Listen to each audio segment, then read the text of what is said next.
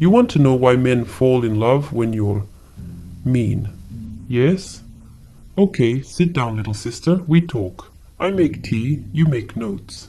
You're probably tired already from being nice girl, smiling until your face hurts, replying fast, always available, cooking his favorite food, laughing at his stupid jokes, and then nothing. He disappears, he is confused, he is not ready, or suddenly he likes some girl who does not even answer his texts on time. And you sit there thinking, maybe I must be more kind, more patient, more soft. No, my love, sometimes you need opposite. Boundaries, standards, spine. This is what you call mean, but actually it is not mean. It is self-respect with lipstick.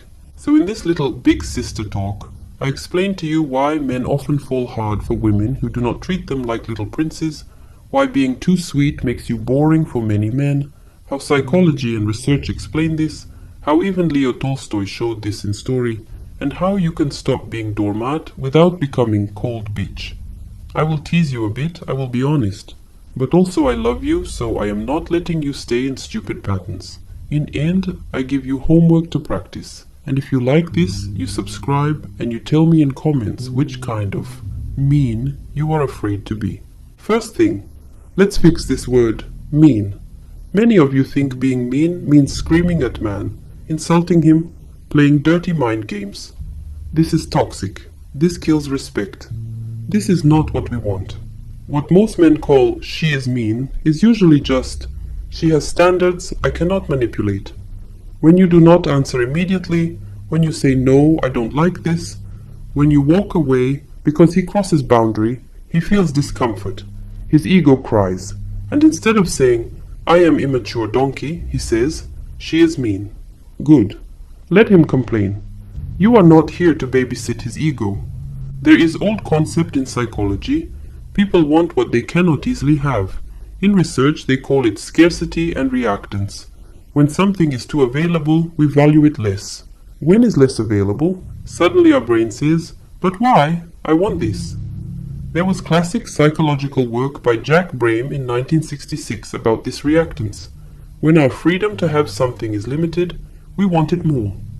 Later, other research, like Berger and colleagues in 2007, showed similar thing. When choice is restricted, desire for that option increases. You see where I go. If you are always there, always yes, always ready, there is no scarcity, there is no challenge, there is no mystery. You are like bread in supermarket, always full shelf. But when you have your own life, your own priorities, and you do not drop everything for him, he feels that tiny frustration, that why I do not fully have her, and suddenly his interest grows. Men, especially ones who are used to easy attention, they wake up when woman does not worship them. Think about this. He posts selfie.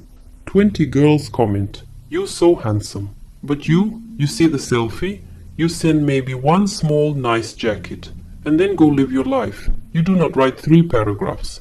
You do not send heart eyes all day. His brain, wait, this one is different. Why she is not obsessed? Is something wrong with me? I must prove myself. So he starts to chase, not because you are cruel, but because you are not begging. You are not for free.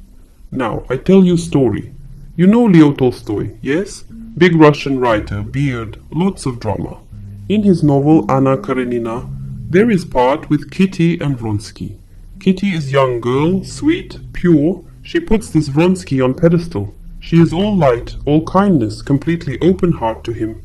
And what he does? He enjoys attention, but he does not choose her. Instead, he falls like crazy for Anna, who is older, more complex, definitely not nice girl in simple way. Anna is not mean just to be mean, but she is not available. She has husband, she has her own world, her own inner fire.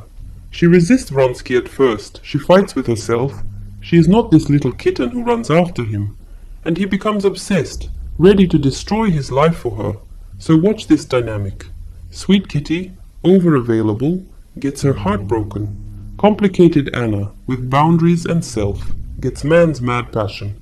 I do not say you must be tragic like Anna, please, but Tolstoy shows human pattern. When woman is too easy, man loses spark. When she has depth, conflict, and some distance, He wakes up. You, my dear, probably were kitty too many times. You give before he earns. You share your body, your secrets, your time, your cooking, your emotional support, all before he even shows real effort. Then you cry when he does not appreciate. You think, maybe if I am even nicer he will see my value. No, stop. Men do not fall in love from comfort only. They fall in love from effort. When he must win you, when he feels he can lose you, when he has to step up, then his feelings grow. Many studies about relationships say similar thing. People value what they invest in. If he invests nothing, he feels nothing. If he invests time, energy, sacrifice, your place in his heart becomes stronger.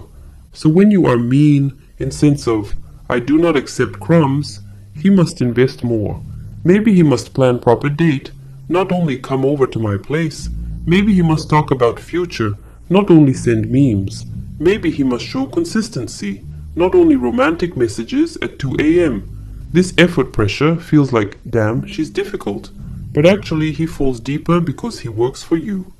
You are giving him opportunity to love you more, not less. Also, when you are not endlessly sweet, you show your real personality. Men do not fall in love with plastic doll who always agrees. They fall in love with woman who has opinions, who can challenge them, who can say, you know, I don't like what you did yesterday. If you are scared to upset him, scared to say anything he might not like, you become, how to say, emotional wallpaper. Pretty, but invisible. When you tease him, disagree. Call out his bullshit kindly but firmly, you stay in his mind. You become emotional event, not background. Let me be honest. Some of you confuse love with people-pleasing. You think, if I give him everything, he will feel guilty and stay. This is not love. This is emotional blackmail with cupcakes. But a man is not your project. He is adult. He must choose you freely. When you are mean and you say no to his lazy behavior, maybe he leaves, yes. And you cry and call me bad sister in your head. But listen, if he leaves because you had standards, you did not lose, man. You lost parasite. Congratulations. There is also one more detail. When you are a bit mean, you protect your own feelings. You create distance where you can observe his actions without drowning in fantasies. You do not open your heart and legs on first date just because he called you special. You look at his consistency, his follow-through, his behavior when things are not perfect. This is self-protection, not cruelty. And ironically, a man who is healthy and ready actually respects this. He thinks, she takes herself seriously. I need to be proper with her. He might complain to friends that you are sharp, but he will not forget you. Now you ask me, but how to be mean in good way? Remember, it is not about being rude, shouting, or doing manipulation games like, I will ignore him for 3 days just because. That is immature. Healthy meanness is, you tell truth even if it is uncomfortable. You put your needs in equation. You say no without writing novel of explanation. You leave when behavior is disrespectful. You are kind, but you are not weak. You are warm, but you are not melting into puddle every time he looks at you. You can care deeply and still say, this is not enough for me. Think again about Tolstoy's women. The most unforgettable ones are not the sweetest. They are complex, sometimes difficult, full of contradictions. Men in these stories cannot just take them and put in pocket. They must deal with storm, with fire. Real men are not scared of challenge. They are bored by easy idol worship. So stop selling yourself as low maintenance, easygoing, always chill, when inside you are not. This fake chill is boring and also dishonest. Be real, even if sometimes it makes you look mean when you speak truth. Let's talk also about research, little bit, because your big sister is not only dramatic Russian woman, she also reads. Studies on attraction show that when people are not 100% sure about other person's feelings, their own attraction can increase.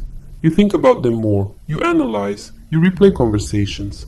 This uncertainty, in healthy dose, makes relationship exciting. When you are too available, no uncertainty, no mystery. But when you have your own schedule, your own boundaries, your own hobbies, and you do not jump every time he calls, he is not fully sure. So his mind circles around you more. That is not magic, that is psychology.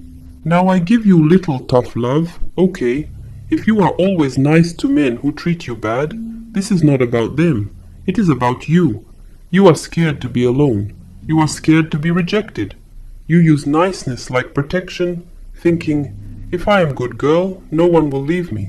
But they still leave, and you abandon yourself in process.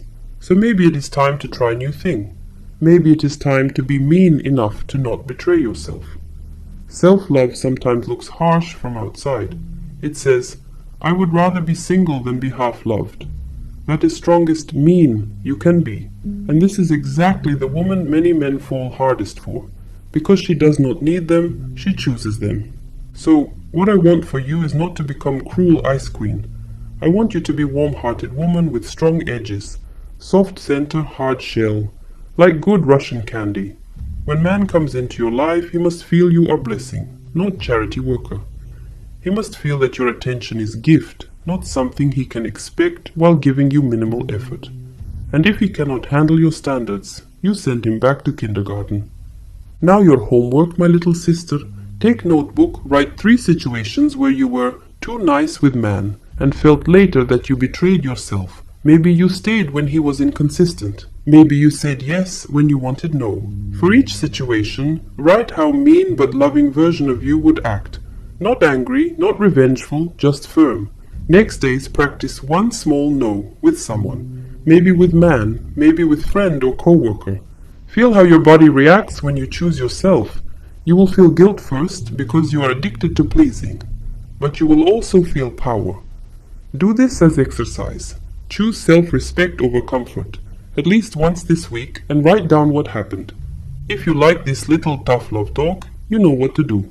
Subscribe so your crazy Russian big sister can keep yelling at you with love and saving you from emotional trash. And now you tell me in comments, in your dating life, where are you scared to be mean?